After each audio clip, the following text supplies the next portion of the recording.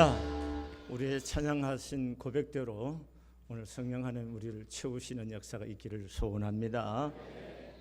데이비드 스톱이라는 분이 생각은 미래를 바꾼다라는 책에서 무엇보다 태도가 중요하다는 것을 강조하면서 이렇게 말합니다.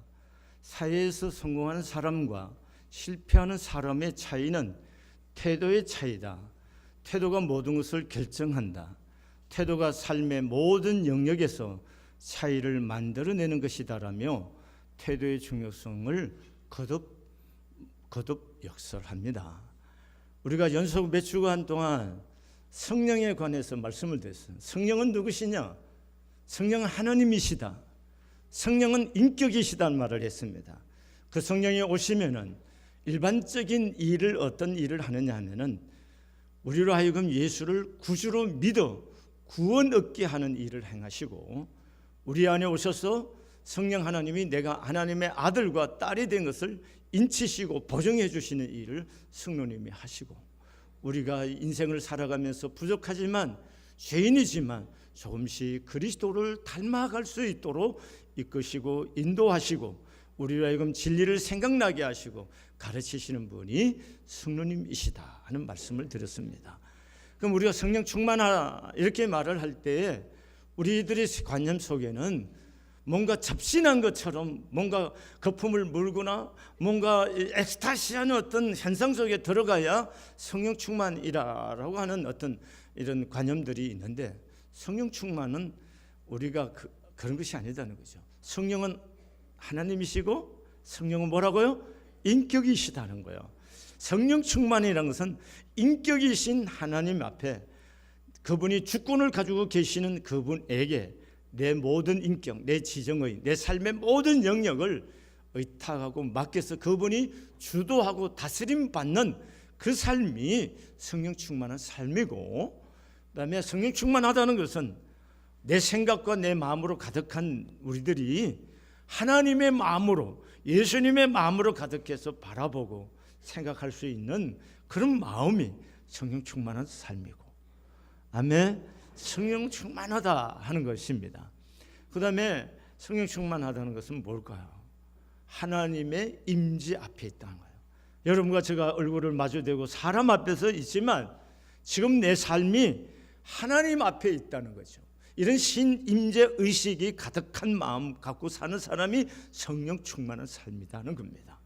그러면 성령 충만하다는 것은 어떤 영적인 현상에 대한 얘기를 하는 것이 아니고 지금 이곳에서 성령 하나님과의 삶에 대한 얘기를 하는 겁니다. 그래서 오늘 본문은 사도 바울이, 성령 충만한 사도 바울이 어떻게 빌립보 교회에게 삶을 사는 방식에 대한 이야기를 하는데, 그 방식에 대한 이야기를 우리가 들으면서 성령으로 사는 사람들이 어떻게 살아야 되는지 함께 은혜를 나누고자 합니다. 그러니까 우리가 예수를 믿는다고 할 때에 예수 믿는 사람들이 교회 와서 신앙생활하고 예배만 드리면 되는 것이 아니고, 세상 사람들도 삶에 성공하는 삶을 살려고 하면 좋은 삶의 태도를 자꾸 강조하고 있는데, 믿는다는 것은 좋은 삶의 태도를 갖지 않고는 믿는다는 거 하나 갖고 우리가 구원을 얻지만 이 세상에서는 행복하거나 성공하는 삶으로 갈 수 없다는 거죠. 그러니까 우리의 삶의 태도가 중요한데, 그 삶의 태도라는 것이 성령 하나님의 다스림을 받으면 가장 좋은 삶의 태도를 가지고 지금 여기를 우리가 살아갈 수 있다는 것입니다.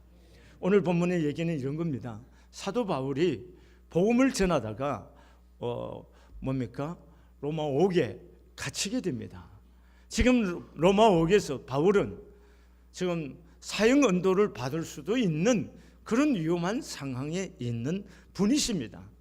그렇게 본다면은 사도 바울이 가지고 있는 환경이라는 것은 지금 굉장히 절망적이고 우울하고 외롭고 고통스러운 것입니다. 그리고 지금 어떻게 해야 될지도 모릅니다. 어떻게 해야 지금의 상황을 타개해야 될지도 모르는 그런 어둠컴컴한 시간이라고 볼 수가 있습니다. 그런 바울이 빌립보 교회를 향해서 오늘 편지를 쓰는 겁니다. 그 편지를 쓰면서 오늘 얘기하는 거예요. 너희는 기뻐해라. 내가 다시 말하오니 기뻐해라. 이렇게 말하는 겁니다. 어떻게 감옥에 있는 바울이 환경과 그 절망적인 여러 가지 여건에 포로가 되어서 좌절하거나 우울하거나 낙담하지 않고 어떻게 세상에 자유롭게 살고 있는 사람들을 위해서 내가 말하노니 기뻐하라고 말할 수 있었냐는 거예요. 그것은 성령의 충만한 삶의 태도를 갖지 않았다면 바울이 할 수 없는 이야기라는 거예요. 아멘이십니까? 그러니까 여러분과 제가 우리는 인생을 살아가는 동안에 환경의 지배를 많이 받고 살아요. 또 사람들의 지배를 많이 받고 살아요. 누가 나인데 기분 나쁜 얘기 한마디만 해도 우울하고 속상하고 어떻게 해야 될지 모두 분을 못 삭히는 이런 어떤 문제가 쌓여지게 오면은 이걸 어떻게 해결해야 될지를 몰라서 우왕좌왕하고 마음이 불안하고 낙심하고 좌절하는 것이 우리들의 일상적인 삶의 태도예요. 그런데 바울은 그렇지 않다는 거예요. 다시 말하면 성령 충만한 삶이라는 것은 어떤 도깨비 같은 삶이 아니고 성령 충만한 삶이라는 것은 성령님의 뭐요? 다스림을 받는 삶이라는 거예요. 그분의 마음으로 충만한 삶이라는 거죠. 그렇기 때문에 오늘 바울이 빌립보 교회를 향해서 얘기하는 첫 번째가 뭐냐? 너희는 주 안에서 기뻐해라 하는 거예요. 주 안에서 사는 삶을 배우라는 거예요. 뭐에서 사는 삶? 주 안에서 삶. 주 안이라는 것, 이 바울의 전용 용어입니다. 예수 안에서, 그리스도 안에서, 이 바울의 서신 속에서 계속 나오는 거예요. 그러니까 바울을 지배하고 있는 삶의 의식 속에는 뭐예요? 항상 내가 예수 안에 있다, 주님 안에 있다는 이런 표현입니다. 그러면 주님 안에 있다, 예수 안에 있다, 이 얘기는 뭐냐 하면은 성령님 안에 있다. 왜냐하면 예수님은 내가 떠나가고 나와 다른 보혜사를 너에게 보내주신다. 그러니까 예수님이 가시고 다음으로 오신 분이 누구예요? 성령님이시다는 거예요. 그러면 주 안이라는 말은 뭐예요? 다른 표현을 하면 그리스도의 영의 안에 있다는 얘기죠. 그리스도의 영이란 말은 뭐예요? 성령 안에 있다는 말이죠. 그러므로 우리가 기뻐하며 살 수 있는 비결이 뭐냐? 주 안에서, 다시 말하면 성령 안에서 살아가는 법을 배우라는 겁니다. 아멘. 오늘 여러분과 제가 성령 안에서 살아가는 법을 배울 수 있는 은혜가 있기를 바랍니다. 그럴 때만이 항상 기뻐하라는 이 말씀의 의미를 알게 되는 거, 또 내 상황과 상관없이 기쁘게 살게 됩니다. 그럼 어떻게 이런 일이 가능할 수 있을까요? 그것은 주님 안에, 다시 말하면 성령 안이라는 거죠. 바울이 빌립보서 4장 1절에서도 주 안에 서라 이렇게 말합니다. 주 안에 서라, 주 안에 서라, 주 안에서 이런 말을 쓰는데 그게 다른 말로 표현하면 뭐라고요? 성령님 안에, 성령을 쫓아, 성령님 다스림 속에서, 이렇게 해석해 볼 수가 있다는 거죠. 그럴 때만이 우리가 뭐 할 수 있어요? 기쁘게 살 수 있고 감사함으로 반응할 수가 있다는 겁니다. 오늘 사도 바울이 뭐요? 감옥에 있고 언제 죽을지도 모르는 그런 상황이지만 마음의 평안을 가지고 바깥에 있는 교회 성도들을 향해서 내가 말하노니 항상 기뻐해라, 다시 말하노니 기뻐해라, 이렇게 말할 수 있는 비결은 바로 그분이 성령 안에, 성령의 충만한 삶 속에 있기 때문에 가능했던 것입니다. 오늘 여기 계신 여러분과 저도 우리가 일상의 삶은 환경과 사람에 의해서 지배받고 다스림받고 넘어지고 실족하고 그러지만 성령 충만하면 거기서부터 점점 멀어지고 성령님이 나를 다스리고 성령님의 인도하심과 이끄심을 따라 삶으로 통해서 내가 사람이 주고 환경이 주는 영향이 아니라 성령을 안에서 기뻐하고 감사함으로 하나님께 반응할 수 있는 삶이 될 줄로 믿습니다. 그래서 오늘 우리는 주 안에서 성령 안에서 사는 법을 배울 수 있는 시간이 되기를 바랍니다. 그다음에 오늘 5절의 말씀에 보면은 너희 관용을 모든 사람에게 알게 하라. 주께서 가까우시니라. 이렇게 말합니다. 너희 관용을 알게 하라. 이렇게 말합니다. 여러분, 우리가 기쁨을 상실하는데 수많은 이유들이 존재합니다. 그러나 가장 보편적이고 가장 광범위한 이유는 뭐냐면 인간관계에 상처에서 우리의 기쁨을 잃게 되는 겁니다. 아무리 친했던 사람도 부부 사이라도 관계에 긴장과 상처가 생기면 평안이 위협을 받게 되는 것입니다. 이것이 인간의 한계성이고 이것이 인간의 연약성이고 인간의 죄악성인 겁니다. 지금 사도 바울이 빌립보 교회 교인들을 향해서 관용을 가르치고 있습니다. 관용을 해라. 이렇게 말하는데 빌립보 교회 안에는 미묘한 갈등과 또 긴장이 있는 교회입니다. 2절의 말씀에 보면은 내가 유아디아를 권하고 순도르게를 권하노니 주 안에서 같은 마음을 품으라 이렇게 말합니다. 유아디아라고 하는 자매와 순도르게라는 자매가 지금 교회 안에서 갈등 관계에 있다는 거죠. 빌립보 교회가 그런 갈등 관계 속에 있는 교회라는 겁니다. 이런 교회를 향해서 너희는 주 안에서 뭐 하라고요? 너희 관용을 모든 사람에게 알게 하라 이렇게 말하고 있는 겁니다. 여러분, 관용이 뭔가요? 여러분, 관용은 더 큰 목적과 비전을 위해서 자기의 의견을 포기하고 양보하는 자세가 그게 관용입니다. 또한 관용은 상대방이 나를 어떻게 대하든 상관없이 그에게 부드럽게 대하는 자세를 우리는 관용이라고 말합니다. 또한 관용이라는 것은 상대방의 허물과 약점을 알고도 그것을 덮고 용서하는 자세가 관용이라고 볼 수가 있습니다. 그러므로 너희가 서로를 너그럽게 받아들이라. 지금 순도교와 유아디라 자매를 향해서 그렇게 고백할 뿐만 권면할 뿐만 아니라 그런 빌립보 교회 성도들에게 이런 관용을 너희가 사람들로 알게 하라. 다시 말하면 서로 용서하는 것을 알게 하라는 거죠. 아멘이십니까? 여러분, 관용의 실천이 뭐냐? 그게 바로 용서라는 겁니다. 여러분, 이게 용서가 어떻게 그렇게 쉽습니까? 내 생각을 내려놓기가 어떻게 그렇게 쉬운 건가요? 쉽지 않아요. 우리가 보편적인 교회 안에 신앙생활 할 때 왜 인간관계 교회 안에 갈등이 있어요? 분열하고 다투고 하나요? 그 이유가 다 뭐예요? 관용의 부족이죠. 다시 말하면 용서하지 않기 때문에 오는 거잖아요. 그 용서 말은 쉽잖아요. 교인들이 교회 안에서 신앙생활할 때 용서, 사랑이란 말도 많이 듣고 기독교의 핵심 진리가 사랑이다 말도 많이 듣는데 사랑하려고 그러지만 사랑이 쉽습니까? 쉬워요? 어렵잖아요. 제가 이번 주간에요 병원을 신방했는데 58세 되는 우리 여자 집사님이 있어요. 이분이 암을 7, 8년 투병하신 거예요. 근데 이제는 의사가 2, 3개월밖에 안 남았다고 그래요. 그래서 제가 신방을 했습니다. 갔는데 온몸이 부어 있는 거예요. 근데 다리가 부어 있는데 다 피부가 코끼리 피부처럼 갈라져 있더라고요. 가슴이 너무 아픈 거예요. 이제는 어떻게 할 수도 없는, 어떻게 의사들도 손을 쓸 수 없는 시간인 거예요. 너무 마음이 아파요. 몸에서 냄새도 나고 또 통증을 말로 다 할 수 없고 예리한 칼로 찌르듯이 그렇게 아픈 건데 그 아픔을 마약 같은 진통제를 통해서 그걸 다스리고 있어요. 저는 그분을 위해서 말씀을 나누고 기도를 해주면서 많이 생각하게 되는 거예요. 이분이 이 상태에서 집으로 돌아갈 수 있을까요, 없을까요? 이분은 결국 이 병상에서 집에 가보지도 못하고 그렇게 애지중지하고 아끼던 거 만지지도 못하고 그냥 그 병상에서 떠나게 돼 있어요. 그럼 우리가 산다는 게 뭔가요? 그냥 병원에서 태어나서 마지막 시간 병원에서 가는 거예요. 그것도 한 줌의 흙으로 한 줌의 죄와 남아있는 거잖아요.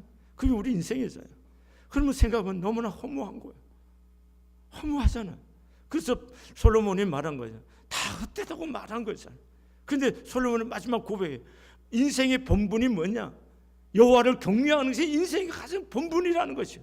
그리고 우리 행한 대로 심판이 있을 것이다. 바로 솔로몬이 그렇게 고백하지. 마지막 고백이 그거잖아요. 우리의 고백도 마찬가지죠. 만약에 하나님이 없다면, 우리에게 천국이 없다면 인생이 이처럼 허무한 거 어디에 있겠어요? 그러나 다행히 우리에게는 예수 그리스도를 통해서 천국이 우리에게 있는 거고 하늘나라를 바라보는 소망이 우리에게 있고 또 우리가 이 땅에 사는 삶에 대한 상급이 우리를 위해서 기다리고 있기 때문에 우리에겐 지금 이 자리가, 지금의 여기의 삶이 의미가 있고 가치가 있다는 거예요. 아멘이십니까? 그러면서 생각해 보니까요, 저도 생각하는 거죠. 나도 언제 이런 자리 이렇게 갈지 모르잖아요. 내가 언제 갈지 알겠습니까? 간 날 알았으면 얼마나 좋겠습니까? 그래서 모세는 너의 남은 날이 얼마인지 헤아리는 지혜를 가지라고 말하는 거죠. 헤아린 지혜를 갖는다는 의미가 뭘까요? 네 인생이 얼마나 길지 않다는 걸 알면서 지혜롭게 살라는 거죠. 그럼 지혜롭게 산다는 법이 뭔가요?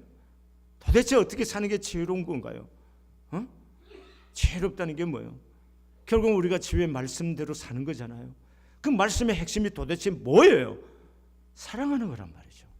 그럼 뭐 사랑하기 위해서는 우리는 뭐 하는 거예요? 남을 뭐 하기도 해야 돼요? 용서해야 되는 거잖아요. 이게 어떻게 가능한 것입니까? 그렇게 깨달음이 왔다고 하고 그렇게 결심한다고 하더라도 또 현장에 사람을 부딪히면 마음이 상하고 사랑해야 된다고 알면서도 마음에서 사랑이 안 되는 게 인간인 우리들의 모습이잖아요. 그런 우리들의 이런 모습을 어떻게 변화시킬 수 있느냐는 거예요. 그것이 곧 성령의 충만이라는 거예요. 그분 앞에 나를 내려놓고 그분 앞에 내가 다스림을 받는 이 자리에 갈 때에 그 삶을 지향해 갈 수가 있다는 거예요. 아멘이십니까? 그래서 우리 성안교회가 왜 지금 계속 성령을 얘기하냐? 성령의 충만한 삶이 아니고는 우리는 그리스도를 닮아갈 수가 없고 그리스도가 원하는 삶을 살 수 없기 때문에 우리는 성령 충만함을 사모하는 거고 성령 충만하기를 간구하고 은혜를 구하고 있는 겁니다. 여러분과 제가 남은 인생 하나님 앞에서 이렇게 하나님 앞에 가까이 주님 앞에 갈 것을 생각하면서 지금의 모든 사람들, 내게 마음 아프게 한 사람들은 좀 너그럽게 수용하고 받아들이고 쉽게 용서하시고 또 말로 마음으로 사랑을 고백하는 은혜가 있어지기를 소원합니다. 그 다음에 성령 충만하다는 게 뭔가? 충만한 삶이란 건 오늘 6절이 이렇게 말해요. 아무것도 염려하지 말고 오직 모든 일에 기도와 간구로 너희 구할 것을 감사함으로 하나님께 아뢰라 이렇게 말합니다. 여러분 우리가 사실은 힘든 사건을 만나고 사방에 우겨쌈을 당하는 어떤 시련을 경험할 때에 사실 기도도 안 나옵니다. 기도해야 된다는 걸 다 알아요. 그런데 기도가 안 되는 거예요. 이게 현실이지 않습니까? 그렇죠? 내가 꼭 그렇죠? 라고 물어야 됩니까? 이게 기도가 안 돼요. 기도해야 된다는 걸 다 알아. 근데 기도가 안 돼. 힘이 너무 버거워서. 제가 이번 주간에 병원에 입원해서 2박 3일. 여러분 알리면은 부담도 느끼시고 걱정도 할 것에서 안 알리고 병원에 입원을 했는데 척추랑 이거 다 MRI도 찍고 무릎 관절이 성한 데가 없더라고요. 제가 지금 관절이 성한 데가 없는데 하나님의 특별한 은혜로 내 뼈를 만져서 새롭게 하지 않은 한 그건 뭐예요? 이대로 가야 되는 거잖아요. 그런데 이대로 가야 되는데 이 뼈가 들어가고 나가고 이게 쉽지 않는데 뭘 해야 될까요? 조금이라도 건강하게 살려면 근육을 만들어서 뼈를 단단하게 잡아줘야 되잖아요. 그 일밖에는 없는 거잖아요. 그럼 생각해 보세요. 내가 기도가 안 될 때, 내가 지쳐 있을 때, 내 삶이 너무 무거워서 버거워서 아무것도 할 수 없는 마음이 무너짐을 경험할 때에 그때 내가 기도할 수 없는데 어떻게 해야 되느냐는 거예요. 그래서 교회가 필요한 거고 그래서 목장이 필요한 거라는 거예요. 근육이 탄탄하게 붙잡아주면 뼈가 서 있고 그 활동을 할 수 있는 것처럼 내가 무너져서 기도할 수 없는 순간에 그때 목장에서 함께 기도하는 거예요. 그때 깨어서 함께 눈물로 기도하는 거예요. 그때 함께 철학하는 거예요. 그때 함께 금식하며 기도로 돌봐주고 섬겨주는 거예요. 이게 교회라는 거예요. 이게 목장이라는 겁니다. 여러분 우리가 이렇게 할 때 그 기도 속에서 힘을 얻어서 함께 기도해 갈 수 있는 은혜가 임하게 될 줄로 믿습니다. 사람은 혼자 있는 거 아니에요. 사람은 교회는 왜 교회 속에 성령이 임했을까요? 오순절 성령 교회 속에 임했는데 교회는 바로 이 성령의 다스림 속에 혼자 해나갈 수 없을 때 그때 지쳐 있을 때 버거울 때 그때 함께 붙들고 함께 기도하고 그게 사랑을 나누고 공급하라고 함께 있는 거예요. 아멘이세요? 여기 지금 버겁고 어떻게 해야 될지 모르는 분들이 있어요. 고백을 하세요. 목장에 가서 내가 힘들다고 나를 위해서 기도해달라고. 이것도 은혜고 겸손입니다. 그래서 함께 기도하는 시간, 그래서 함께 기도함을 통해서 내가 갖고 있는 이런 문제를 넉넉히 이겨갈 수 있는 새 역사가 있기를 바랍니다. 우리가 기도할 때 하나님 주신 은혜가 뭐냐 하면 문제가 여전히 그대로 있음에도 불구하고 기도하는 사람에게 임하는 은혜와 축복은 마음의 평안이라는 겁니다. 여러분, 우리는 기도해서 응답을 받고 문제 해결도 받습니다. 그러나 때로는 문제가 여전히 그냥 있어요. 그냥 있게 하신 하나님의 의도와 뜻이 있겠어요. 그러면 그대로 있는 문제가 있지만 그걸 통해서 내 신앙과 삶이 새로워져 갑니다. 근데 문제는 뭐냐? 하나님이 그것을 이길 수 있도록 내 마음에 뭘 줘요? 평안으로 응답하신다는 거예요. 이게 기도하는 사람들에게 주어지는 은총이요 복이에요. 기도해야 됩니다. 뭐 해야 된다고요? 기도해야 되는 거예요. 제가 이제 연휴가 너무 긴데 저에게는 이게 굉장히 길어갖고 좀 갑갑함이 있긴 하지만 연휴 끝나고 기도합시다. 성가대 대답 안 하실래요? 기도해야 됩니다. 수요일 날 또 오십시오. 제가 수요일 날부터 지하실서 하려고 합니다. 앞으로는 기도에 불을 붙여야 되기 때문에 지하실서 하려고 하는데, 교회가 기도하고 우리가 기도할 때 우리들이 가지고 있는 문제가 함께 하나님의 은혜를 입을 수 있고, 우리 국가적이고 민족적인 이 문제도 성령의 하나님의 은혜 안에서 역사가 일어나게 될 줄로 믿습니다. 그래서 여러분 두려워하지 마시고 하나님께서 주신 이 기도의 영권을 회복할 수 있기를 바랍니다. 기도하는 사람은 망하지 않습니다. 기도하면 새 역사가 일어날 줄로 믿습니다. 그 다음에 성령 충만한 사람의 삶은 어떤 거냐는 거예요. 여러분, 바울이 성령 충만, 예수께 붙잡혀서 성령을 쫓아 사는 바울이 입만 열면 바울 속에 뭐가 나왔을까요? 내가 히브리인 중에 히브리인이고 내가 가말리아 문화에서 공부를 했고 자기 자랑이 나왔을까요? 아닙니다. 뭔 얘기하는 걸까요? 오직 예수. 성령 충만이란 게 그겁니다. 오직 예수입니다. 한번 해서 오직. 저 안 보여요? 오직. 저 안 보이냐고 했어요. 시작. 오직 예수. 제가 오직 하면 손 다 들어요. 자, 오직 하면 좀 예수합니다. 오직. 예. 바울의 속에는 오직 예수밖에 없는, 예수 전한 거예요. 사람들하고 예수 만나게 하는 거예요. 예수 만나면 사람 변합니다. 확신하거니와 예수를 만나고 안 변한 사람이 없습니다. 예수만 만나면은 모든 어떤 사람이든 다 변하게 될 줄로 믿습니다. 십자가 예수, 십자가에서 피 흘리고 돌아가신 예수님, 사흘 만에 부활하신 이 예수의 복음을 전할 때 사람은 변하고 세상은 변하게 될 줄로 믿습니다. 여러분, 바울은 이 복음을 전하기 위해서 생명을, 시간과 돈과 자기 생명도 조금 더 아끼지 아니하고 내어놓았다고 그렇게 말했습니다. 이런 바울에게 빌립보 교회가 뭘 했느냐면 이 바울과 함께 선교에 동참했어요. 아멘. 자, 성경 보시겠습니다. 15절 시작. 빌립보 사람들아, 너희가 알거니와 복음의 시초에 내가 바게도냐를 떠날 때에 주고받는 내 일에 참여한 교회가 너희 위에 아무도 없었느니라. 여러분, 빌립보 교회는 바울과 함께 복음 전하는 일에 시간을 드리고 재물을 드리고 기도로 동참했습니다. 그래서 바울이 이 빌립보 교회를 향해서 칭찬하고 있는 거예요. 아멘이세요? 한 번만 한 것이 아닙니다. 16절, 데살로니가 있을 때에도 너희가 한 번뿐만 아니라 두 번이나 나의 쓸 것을 보내었도다, 이렇게 말합니다. 그러면서 18절에 내게는 모든 것이 있고 또 풍부한지라 에바브로도 편에 너희가 준 것을 받았으므로 내가 풍족하니 이는 받으실 만한 향기로운 제물이요 하나님을 기쁘시게 한 것이라, 이렇게 말합니다. 여러분, 빌립보 교회가 선교를 위해서 드린 헌금에 대해서 향기로운 뭐예요?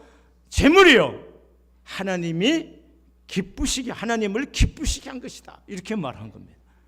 아멘이세요? 이게 놀라운 겁니다. 제가 조금 전에 얘기했듯이 그 병상에 갔을 때 또 다짐하는 겁니다. 나의 남은 시간을 어떻게 살 건지 다짐하는 겁니다. 그건 뭐냐?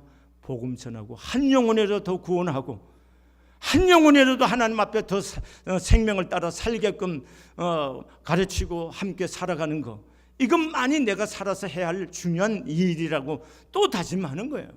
아멘이세요? 여러분, 남은 시간 뭘 하고 사시려고 하십니까? 돈은 왜 벌려고 하시는 겁니까? 왜 성공하시려고 그렇게 몸부림치고 애쓰십니까?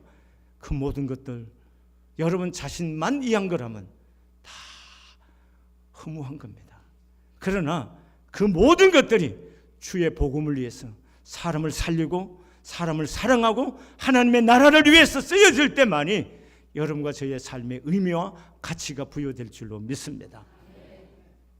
유명한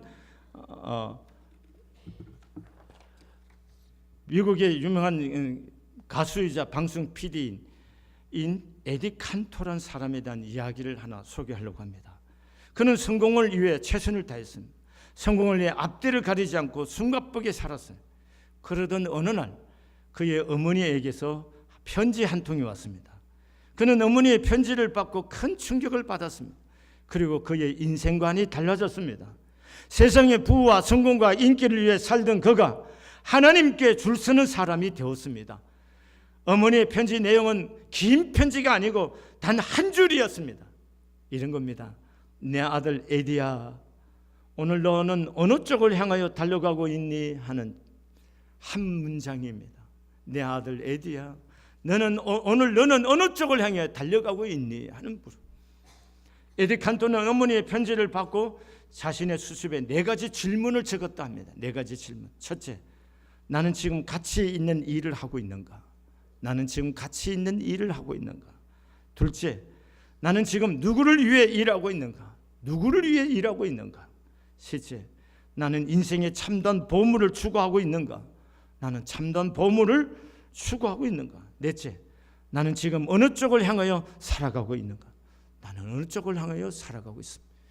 여러분은 어느 쪽을 향하여 살아가고 있습니까? 누구를 위해서 일하고 있습니까?